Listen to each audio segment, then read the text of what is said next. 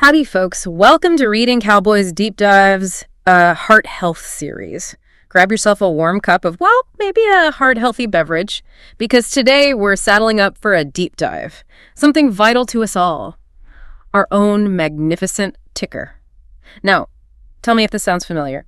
1 minute you're hearing that a glass of red wine is practically, a health elixir, and the next, someone saying even a sniff of the stuff is bad news. Yeah, the conflicting advice is everywhere. Right. Or maybe you're wondering, do I really need to get off this couch again? We've all felt that one. We've all been there, right? Navigating the wild west of health advice, it can make your head spin faster than a lasso in a rodeo. Well, today, we're going to try and cut through that haze of conflicting information, give you the straight scoop on keeping your heart strong and happy. And what's truly empowering here, I think, is how many simple everyday choices really do influence our long-term cardiovascular health. It's not about grand, overwhelming gestures or feeling guilty about every little thing. That guilt trip doesn't help. Not at all. Instead, it's about consistent science-backed habits that, when they add up, make a profound difference.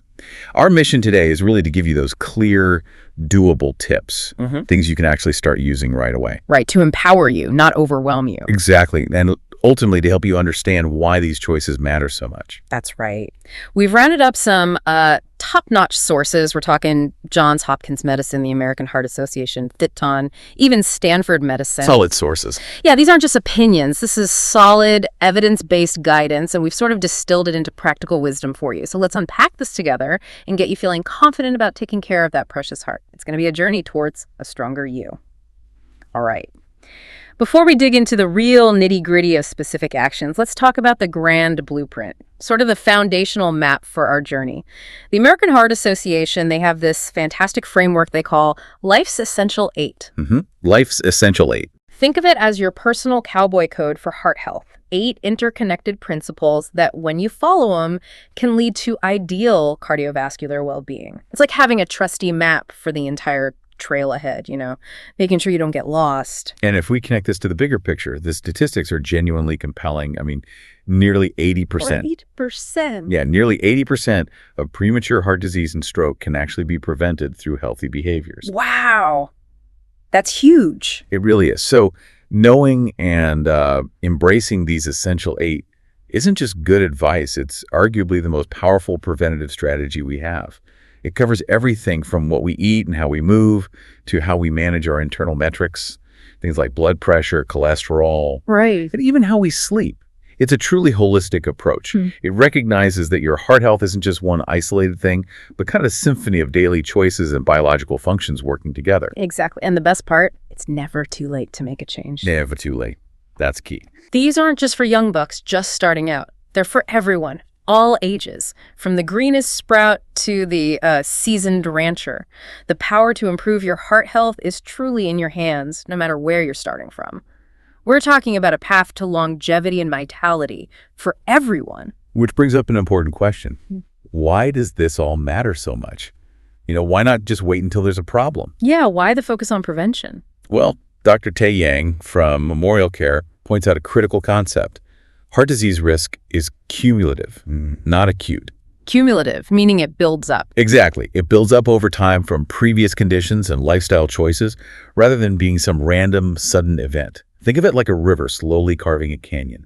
Each drop, each tiny bit of erosion contributes to the grand design over millennia. Okay, that makes sense. In the same way, every habit, good or bad, adds to your heart's ledger. Those small, consistent actions are the ones that truly shape your cardiovascular future, for better or for worse. So if I'm hearing you right, it's like saving up for a rainy day, or unfortunately maybe more like accumulating dust bunnies under the bed. That's a good analogy. Those little daily choices really do shape our future heart health. And the numbers, well, they don't lie, and they're pretty sobering. Heart disease, believe it or not, #1 cause of death in the U.S. Still #1. And stroke comes in at #5. Together, they account for nearly 30% of all deaths in the country. Nearly a third. It's staggering. It really is, almost 1 in 3. And here's where it gets even more pertinent. About 48% of U.S. adults, almost half, have some form of cardiovascular disease. Almost half. And what's particularly concerning is that we're seeing it become more common in younger adults, too. Yeah, that trend is worrying. This isn't just an older person's problem anymore. That's why preventative action, before any red flags pop up from the doctor, is one of the best investments you can make. It's about taking the reins now to avoid a bumpy ride later. All right, let's kick things off with a classic from our Life's Essential 8, be more active. A cornerstone. The drill, move more, sit less. But let's get specific about why and how to best get that heart pumping. We're talking about getting those boots scootin' and making sure every step counts, not just for your waistline, but for your ticker itself. What's truly fascinating here, I think, is that physical activity isn't just about weight loss or building visible muscle. It's considered a non-pharmaceutical treatment option. A treatment? Really? Yeah, for many heart-related issues. It's a powerful tool in your own hands. Regular movement directly strengthens the heart muscle, making it a more efficient pump. It helps control weight, yes, but it also actively wards off the artery damage. Ah, the damage. The damage that comes from high cholesterol, high blood sugar, and high blood pressure, the very conditions that can lead to a heart attack or stroke. It essentially empowers your body to protect itself, reducing inflammation and improving blood vessel flexibility. Okay, so it's doing a lot under the hood. Now, Johns Hopkins exercise physiologist Carrie J. Stewart, she lays it out for us, says that for complete fitness, we need different types of exercise. Right, not just one kind. Think of it like a well-rounded ranch hand. You need to be strong for lifting, have endurance for long days on the trail, and be able to bend without breaking when you're wrestling a calf. It's not just about one thing, it's about a holistic approach to your physical well-being. Absolutely. For direct heart health, aerobic exercise and resistance training are highlighted as the most impactful. Aerobic and resistance. Got it. They directly influence your heart's function, its strength, and the health of your whole cardiovascular system. Now, flexibility, while it doesn't directly, pump up your heart muscle, it provides a crucial foundation. A foundation? How so? Well, you see, if your muscles are stiff and your joints are aching, it becomes much harder to perform those critical aerobic and strength exercises effectively and consistently. Right, you might hurt yourself. Exactly. Not to mention avoiding injury. It's like oiling the hinges on a gate. It keeps everything else moving smoothly. Ensures you can keep up with the activities that truly benefit your heart without unnecessary pain or limitations. Okay, let's unpack aerobic exercise, then our endurance ride. Mm-hmm. This is the kind of activity that gets your heart rate up and makes you breathe a little harder, like a good long ride across the plains. It dramatically improves your circulation, which in turn helps lower your blood pressure and heart rate over time. Yeah, that sustained effort pays off. It also boosts how well your heart pumps blood, what we call your cardiac output. Your heart becomes a more efficient, stronger pump, delivering oxygen and nutrients throughout your body with less effort. And beyond just strengthening your heart, regular aerobic activity significantly reduces the risk of type 2 diabetes. Oh, interesting link there. Yeah. And for those already living with diabetes, it helps immensely in controlling blood glucose levels, which is vital for preventing long-term cardiovascular complications. The recommendation is straightforward and, honestly, genuinely achievable. Aim for at least 30 minutes a day. 30 minutes? At least 5 days a week. That totals 150 minutes of moderate intensity activity per week. And moderate doesn't mean like killing yourself at the gym. Not at all. Moderate means you can talk, but you probably couldn't sing a song comfortably. Okay. Practical examples. Brisk walking, just getting out there with a purpose. Running, swimming, cycling, playing tennis, jumping rope, hiking, dancing.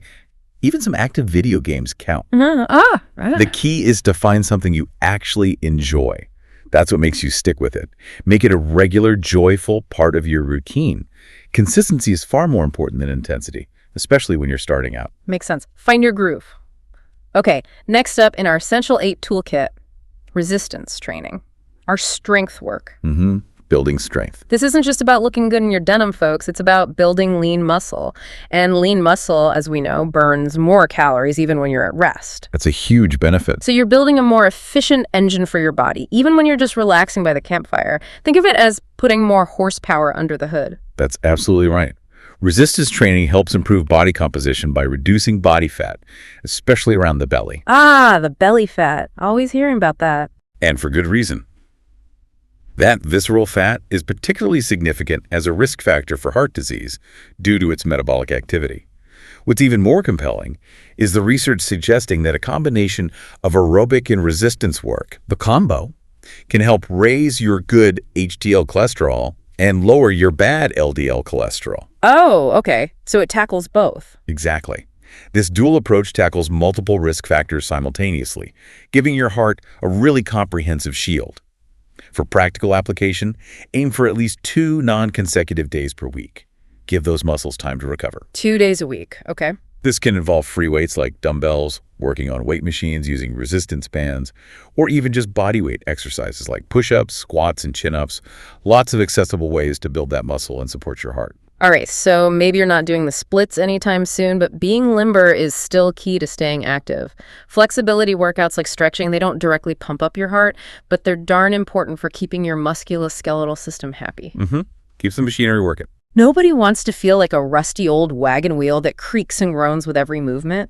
And this is where it gets truly interesting for overall health, not just heart health. A good musculoskeletal foundation prevents things like joint pain, cramping, and other muscular issues. Right, things that stop you from doing the other exercises. Precisely. These issues, if they arise, can severely limit your ability to keep up with your essential aerobic and strength training, puts a brake on your heart health efforts. Plus, and this is an often overlooked benefit, flexibility and balance exercises help maintain stability and prevent falls. Falls are a big deal, especially as we get older. Huge deal.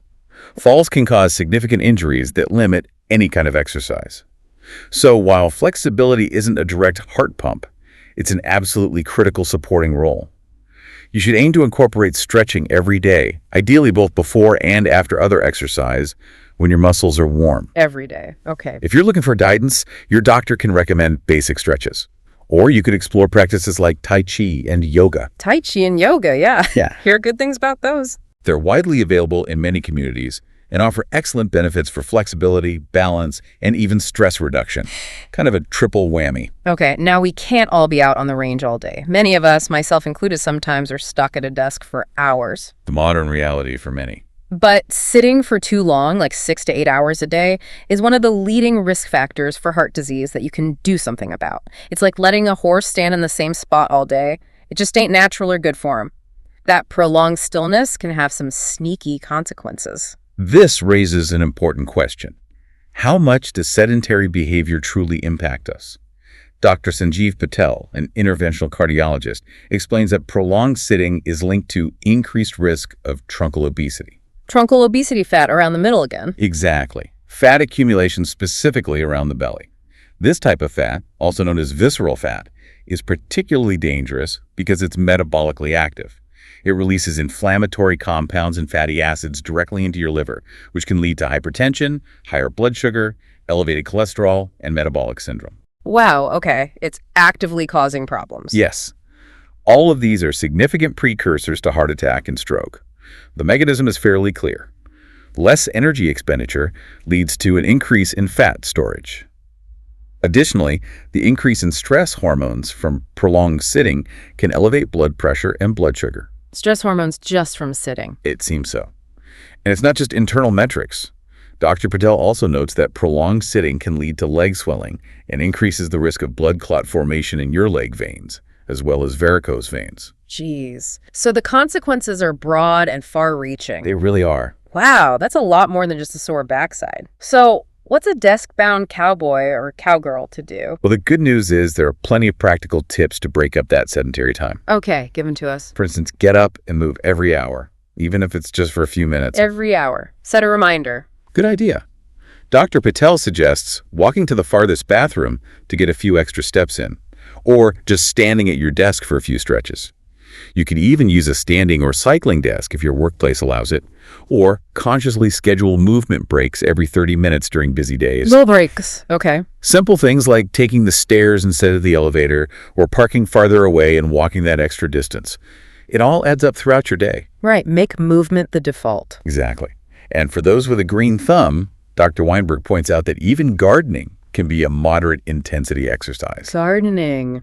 Really? Potentially cutting stroke and heart attack risk by 30% for those over 60. 30% from gardening. That's fantastic. It's about finding those little opportunities to move more and sit less, turning passive time into active self-care for your heart. All right.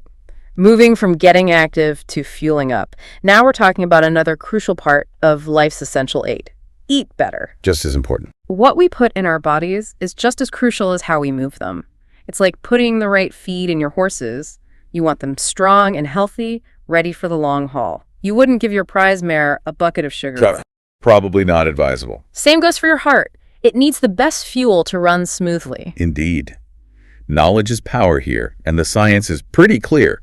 Current recommendations for a heart-healthy eating plan emphasize increasing consumption of vibrant vegetables, fresh fruits, nutrient-dense legumes, healthy nuts, whole grains, and beneficial fish. Lots of good stuff. Simultaneously, it's equally important to make smart substitutions, actively replacing saturated fats with unsaturated ones.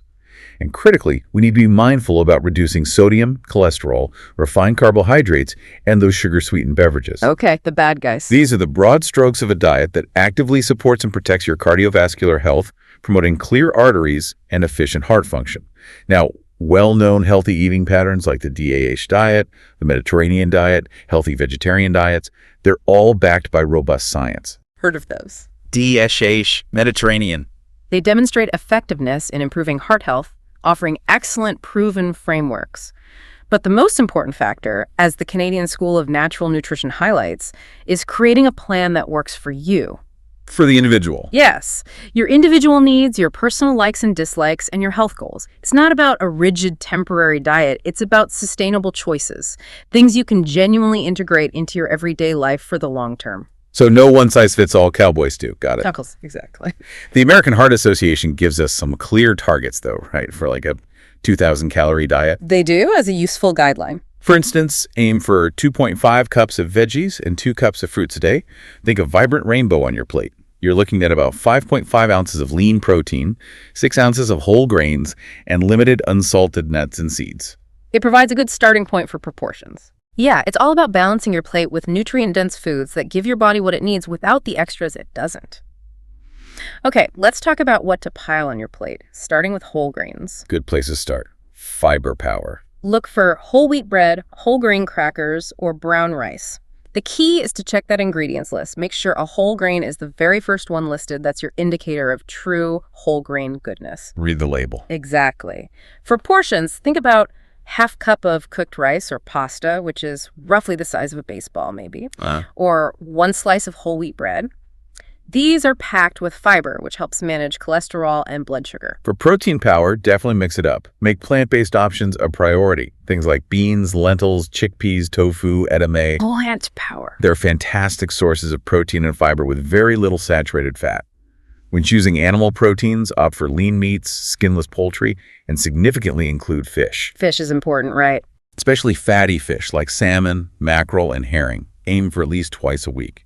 These are rich in beneficial omega-3s. Excellent for heart health. And it's also crucial to limit processed meats. The usual suspects. Bacon. Bacon, salami, sausage. They're often high in sodium and unhealthy fats. A good visual for the 3-ounce portion of meat or fish is about the size of a deck of cards. Deck of cards. Okay, that's helpful. And for veggies and fruits, you said eat the rainbow. Truly. Focus on deeply colored options like dark leafy greens, carrots, broccoli, peaches, berries. Whether they're fresh, frozen, or canned, they all count towards your daily intake. Even frozen and canned. Yes, but if you're choosing canned, always look for low or no added salt or sugar versions. Gotcha. Check the label again. For fruits, eating them whole is always best for fiber, which aids digestion and helps stabilize blood sugar. If you choose juice, make sure it's 100% fruit juice, but frankly, water is better. Water is king. And avoid all sugar-sweetened beverages entirely. They just offer empty calories and sugar spikes. Right. Okay, what about nuts, seeds, and legumes? Absolute powerhouses. Sprinkle unsalted dry roasted nuts on salads or stir fries, or stir them into yogurt. Beans are fantastic in soups, stews, or as a side dish. These foods provide healthy fats, fiber, and plant protein. So good fats, fiber, protein, triple threat. Exactly. Portion-wise, about ½ ounce of unsalted nuts or seeds, or ½ cup of cooked legumes like beans, peas, or lentils. Those are good targets for adding these nutritional boosts to your meals. Okay. And dairy if you partake. What are the smart choices there? Opt for low-fat or fat-free milk and yogurt, and make sure they have no or reduced added sugars. Read the label on yogurt carefully. Sugar hides everywhere. It does. And if you like cottage cheese, go for the lowest sodium product you can find. If you prefer plant-based alternatives like almond or oat milk, select options that are low in sugar and fortified with calcium and vitamins A and D. These choices help keep your saturated fat and sugar intake in check, supporting a healthy heart without sacrificing taste. Good tips. Now let's talk about what to watch out for, the things that can sneak up on you. Yes, because these elements can silently undermine your heart health. Sodium is a big one. Salt, yeah. Current recommendations suggest keeping it under 2,300 milligrams per day. Ideally, the limit is 1,500 milligrams per day for most adults, especially if you have high blood pressure. 1,500 milligrams. That's not much, is it? Like less than a teaspoon? It's challenging because salt often hides in plain sight, especially in processed convenience foods, packaged soups, frozen meals, even bread. That's why making smart swaps is key, partner. For instance, instead of that pre-made soup, which can be loaded with sodium, Oh yeah, canned soups can be rough. try making your own homemade versions where you control the ingredients. Swap out bacon, cold cuts, or sausages for plant-based proteins like beans or tofu or lean, unprocessed meats. Opt for unbreaded fish and meats over the frozen breaded varieties. Good call.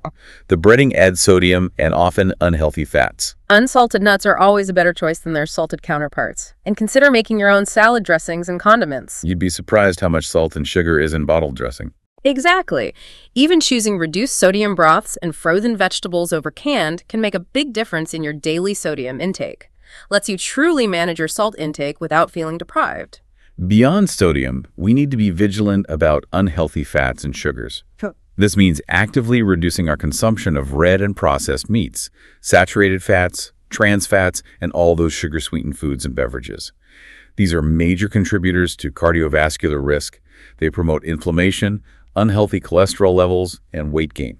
This raises an important point that often gets overlooked. Dr. Patel advises us to choose good fats. The mono and polyunsaturated ones. Right, like in avocados, olive oil, nuts, and to actively avoid saturated and trans fats. So that fried chicken might be tasty in the moment, but as Dr. Weinberg warns, anything deep fried has no redeeming value. No redeeming value. That's pretty blunt. It is.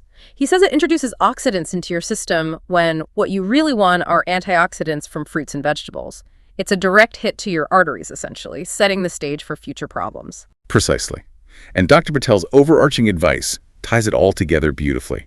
Above all, try to make your own food Cook at home more. so that you can control what you eat and what goes in them. This empowers you to build meals that are naturally low in unhealthy fats, sodium, and cholesterol, ensuring your arteries remain open and efficiently deliver vital nutrients and oxygen to your heart and the rest of your body. Choosing lean meats, skinless poultry and fish, and loading up on antioxidant-rich fruits and vegetables of all colors. These are fundamental steps, truly fueling your heart right and maintaining clear pathways for life. Okay, here's where it gets really simple and maybe surprisingly impactful. Water. Good old H2O. I hear it all the time, right? Drink more water. But Dr. Weinberg reminds us that many drinks contain diuretics, like coffee and other caffeinated beverages. They actually encourage your body to expel water rather than truly hydrating it. Right, they can work against you in terms of hydration. So swapping just one of those for a refreshing glass of plain water is an easy fix that makes a significant difference. Indeed. Staying well hydrated is critical not just for overall body health, proper organ function, nutrient transport, temperature regulation, but it also subtly helps with weight management How does it help with weight? by keeping your stomach feeling full, which can curb unnecessary snacking between meals. Okay. Fills you up. It's a foundational habit, often overlooked, yet it plays a supporting role in so many other healthy choices. From maintaining energy levels for exercise to reducing cravings and even improving mental clarity. It's a simple yet powerful daily habit that truly underpins your well-being. Simple and powerful. Love it. Okay, let's shift gears a bit. A healthy heart isn't just about what you do from the neck down. The mind-body connection is crucial. It's about what goes on in that head of yours and how much rest you get. Let's talk about two more silent heroes from Life's Essential 8. Get healthy sleep and the vital importance of managing stress. They're just as crucial as a good diet and exercise for keeping your ticker healthy and strong. Absolutely. Starting with sleep, most of us simply don't get enough.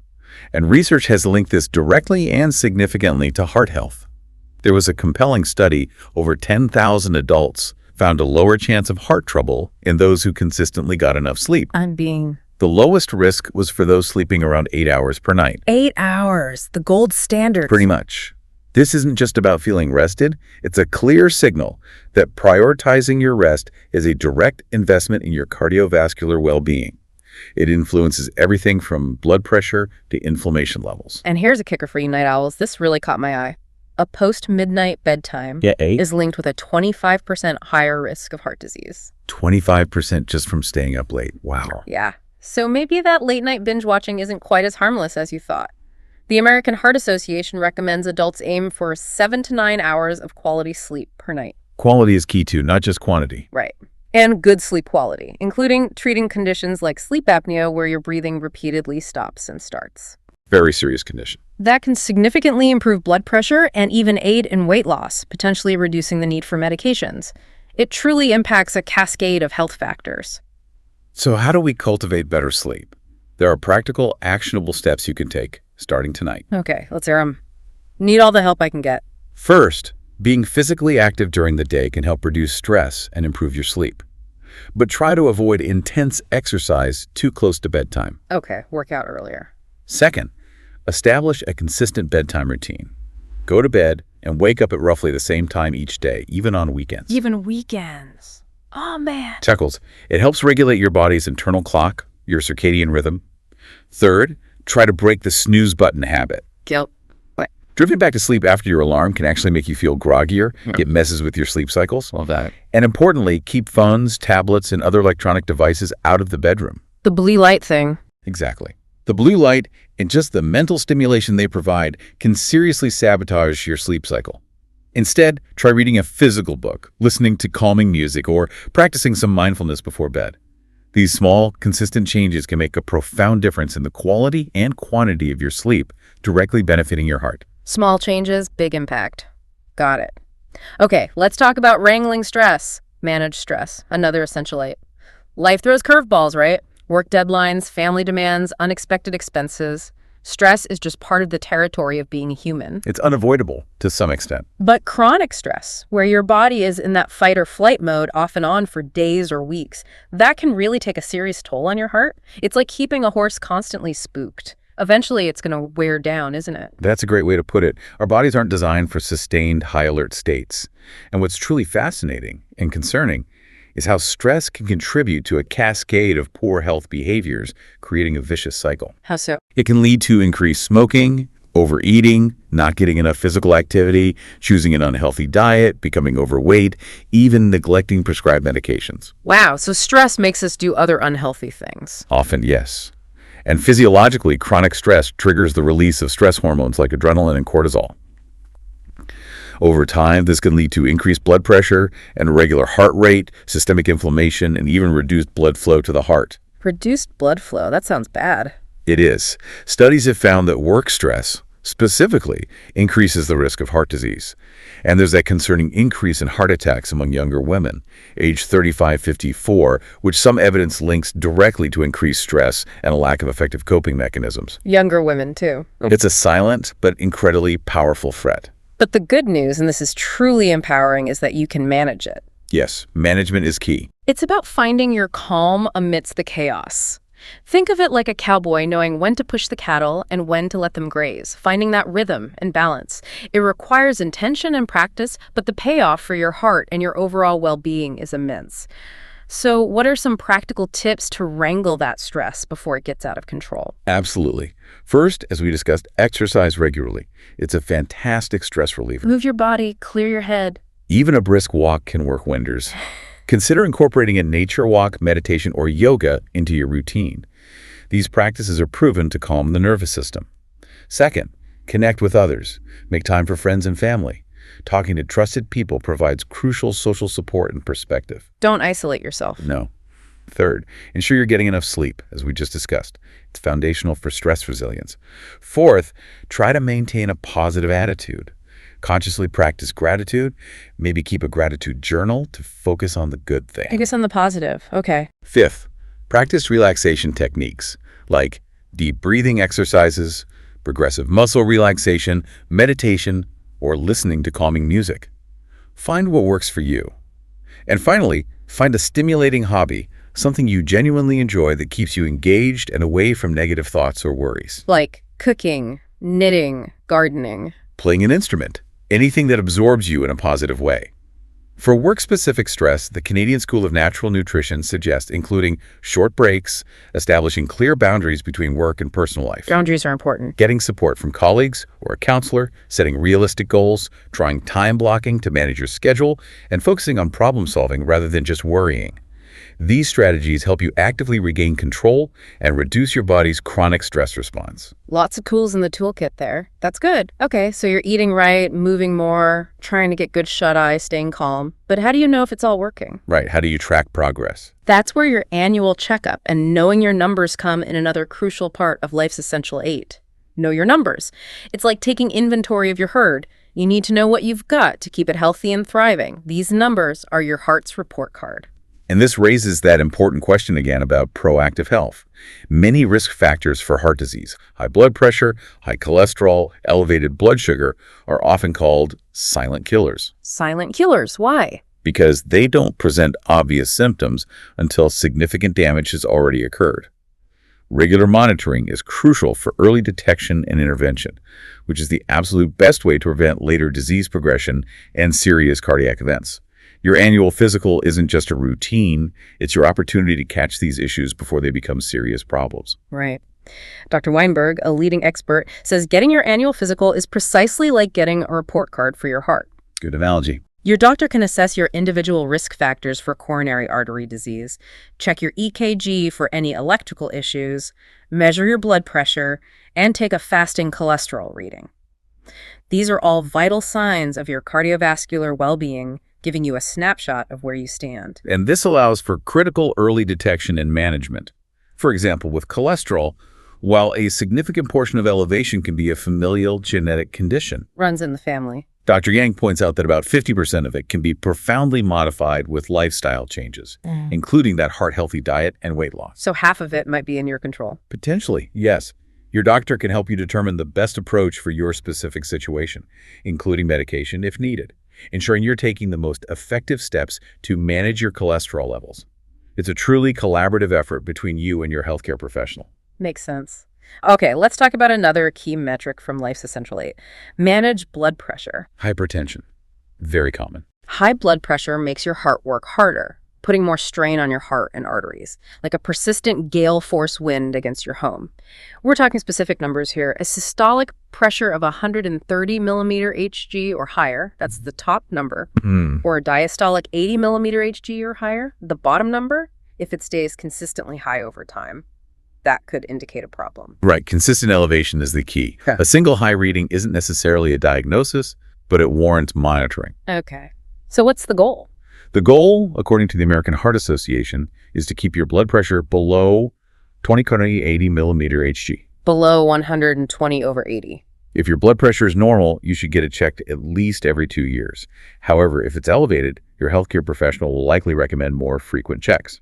And they can guide you on lifestyle changes that are proven effective. Like diet changes. Absolutely. Adopting a healthier diet, rich in potassium-rich foods like avocado, leafy greens, bananas, and critically limiting your sodium intake to under 1,500 milligrams per day. Back to that sodium limit. It's crucial for blood pressure. Reducing alcohol consumption, losing weight, and increasing physical activity are also powerful tools. If lifestyle changes alone don't suffice to bring your numbers down, your doctor may also recommend medication to help manage it, underscoring the importance of that partnership in your health journey. Right. Okay, next number. Control cholesterol. Another essential 8. Cholesterol, it's often seen as the bad guy, but you said it's actually essential for a healthy body. It is. It plays vital roles in building cells and producing hormones. It's when you have too much of certain types of cholesterol in your blood that it becomes a problem. Too much of the bad kind. Essentially, yes. It leads to plaque buildup in your arteries, which can eventually lead to heart disease and stroke. It's all about finding that healthy balance. So how do we monitor it? The American Heart Association's Life's Essential 8 metrics specifically recommend monitoring non-HDL cholesterol. Non-HDL. What's that? It's basically your total cholesterol minus your HDL, your good cholesterol. It's considered a more comprehensive measure because it includes all the bad cholesterol particles. And a bonus is it can be measured without fasting. making it more convenient and often more reliable. No fasting needed. That's easier. It can be. If your cardiovascular risk is low, you should have your cholesterol checked every 4 to 6 years as part of an overall risk assessment. If other factors place you at a higher risk, your doctor may recommend more frequent checks. And managing it. Diet, exercise.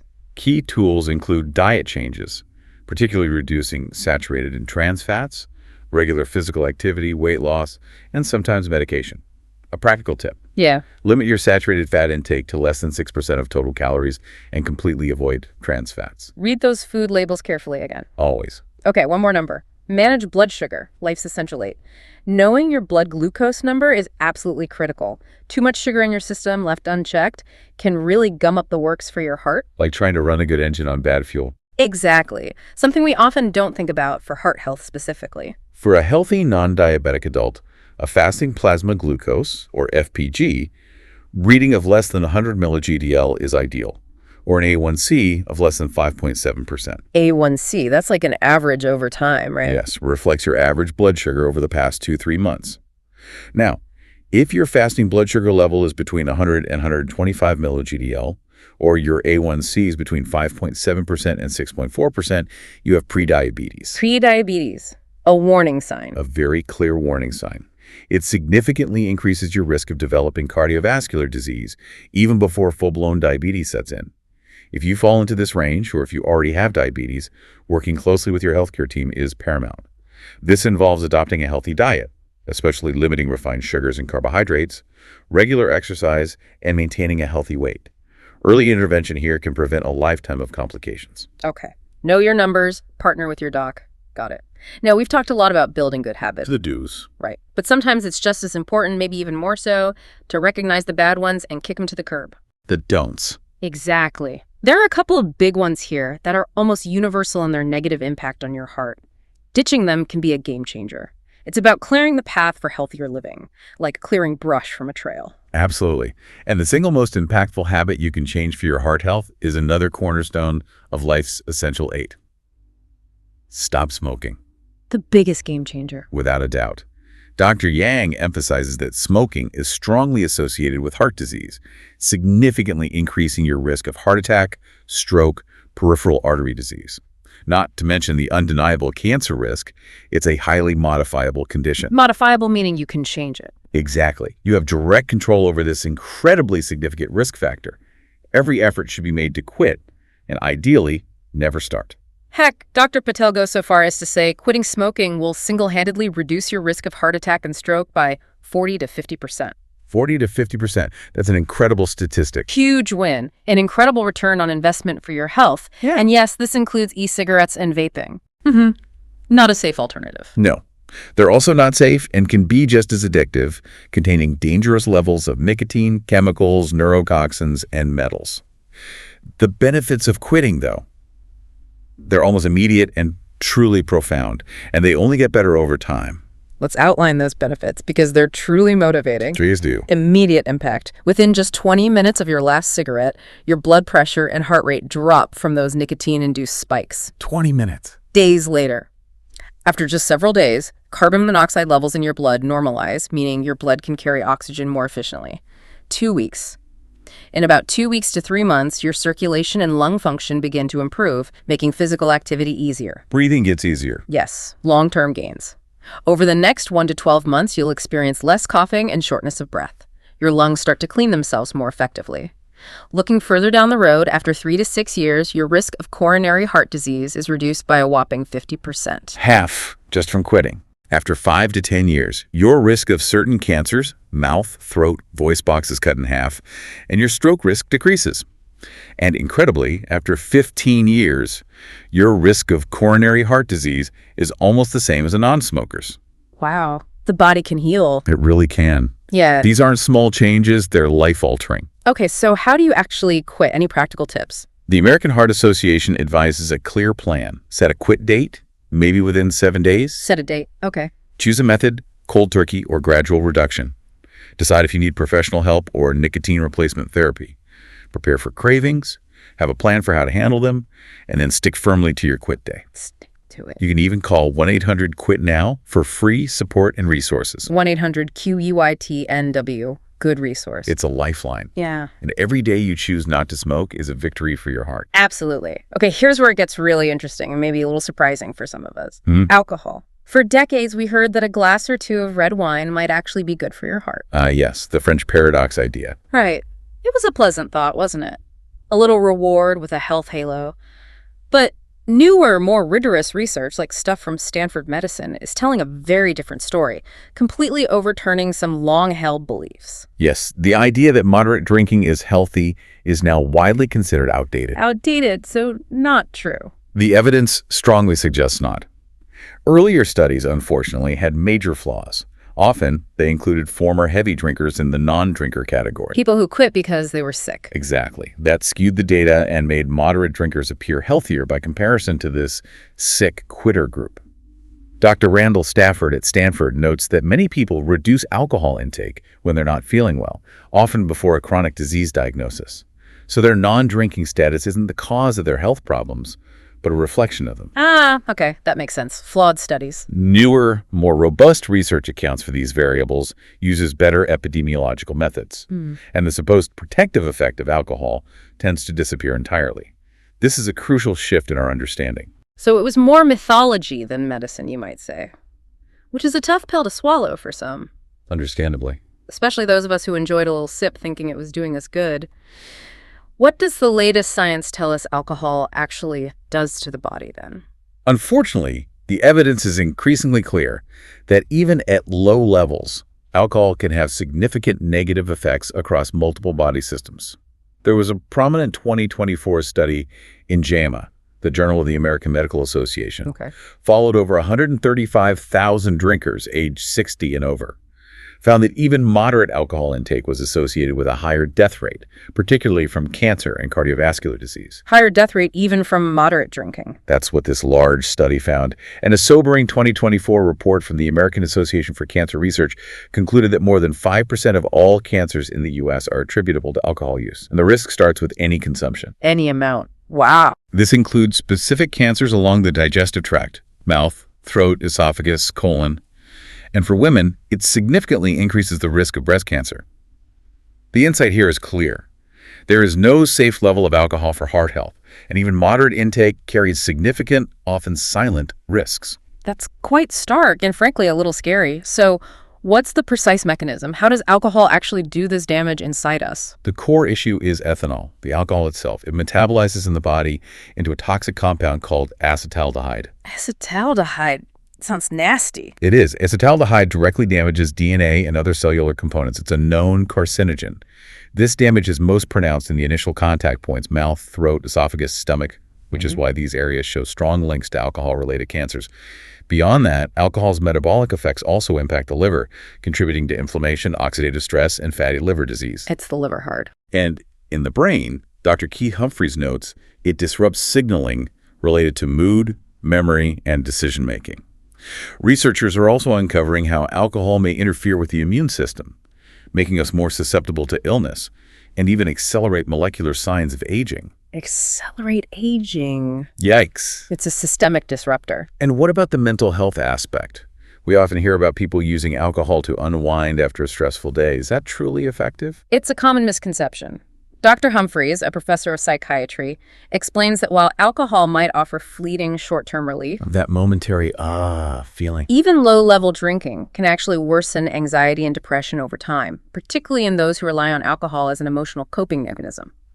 What might provide momentary escape can actually be detrimental in the long run, creating a cycle where the underlying mental health issues are exacerbated. So it makes things worse, not better long term. Often, yes.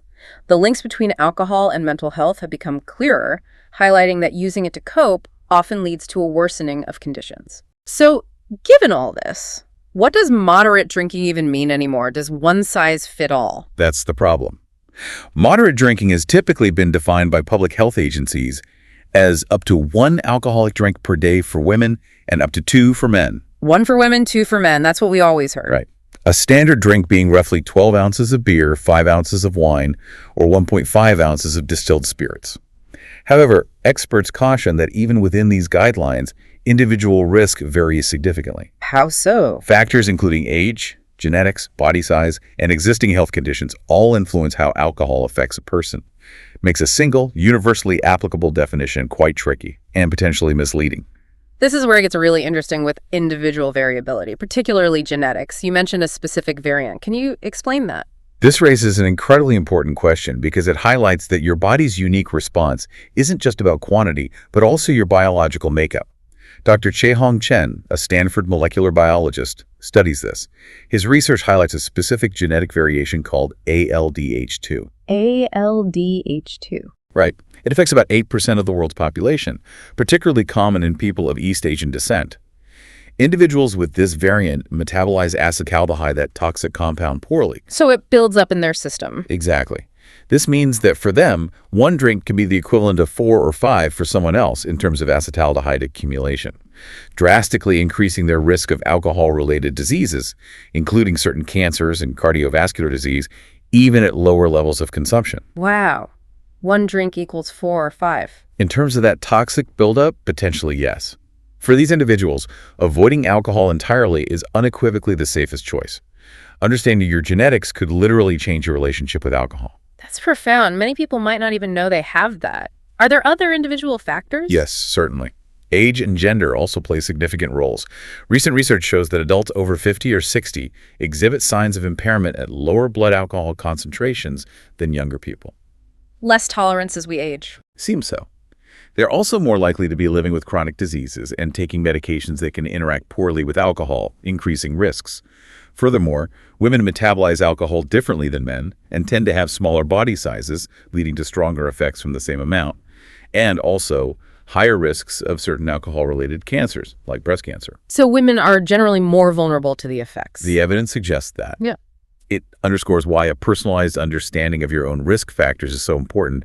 The average guidelines might not apply to your unique physiology. So with all this new understanding, how are global health organizations rethinking recommendations? What's the truly safe amount now? This raises that important question. Again, it's not about judgment, but informed choice. As of now, the U.S. dietary guidelines still generally recommend no more than 2 drinks per day for men and 1 for women. But they emphasize non-drinkers shouldn't start. Okay, U.S. guidelines haven't fully shifted yet. Not fully, but we're seeing a significant shift globally. Countries like Canada have moved to much more cautious recommendations. What does Canada say? No more than 2 drinks per week for all adults, regardless of gender. 2 drinks a week, that's a huge difference. It is. Dr. Stafford notes, we're seeing a clear shift in policy as the scientific evidence becomes undeniable. Organizations like the World Health Organization now state that no amount of alcohol is truly safe, and that any level of alcohol consumption carries health risks. WHO says no amount is safe. Okay. Dr. Chen even supports the idea of warning labels on alcohol products, similar to tobacco, given that fewer than half of Americans are even aware of the strong link between alcohol and cancer. Warning labels. Interesting idea. The only perfectly safe amount of alcohol is none.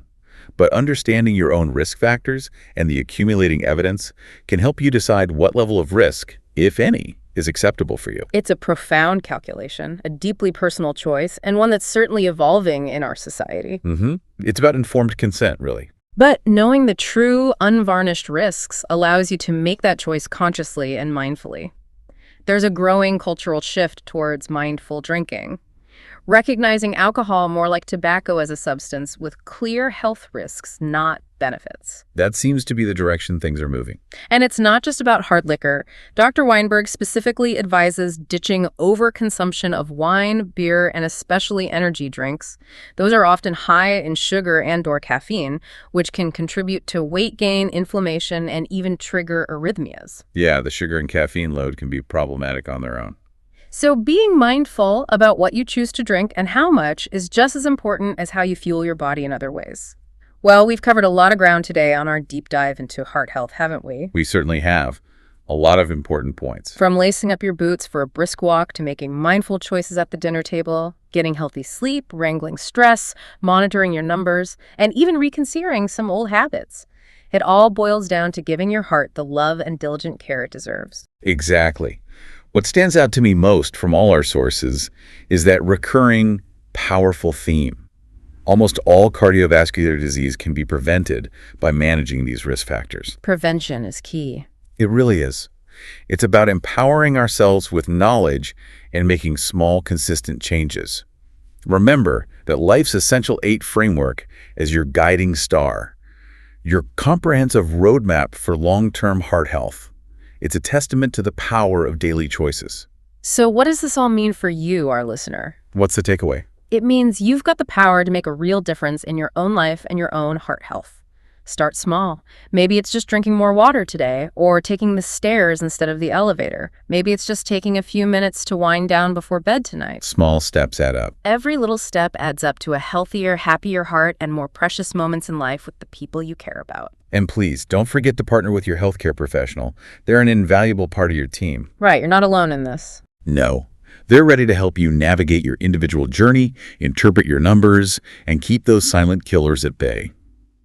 Regular checkups are truly your heart's report card, giving you clarity and direction on your path to optimal health.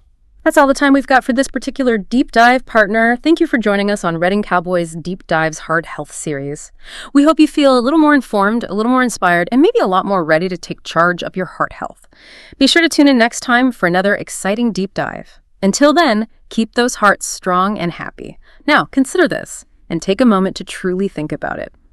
If you were to pick just one of these habits, just one, to change, starting today, which one would it be, and what's the very first smallest step you'd take to kickstart that change? Your heart will thank you for it.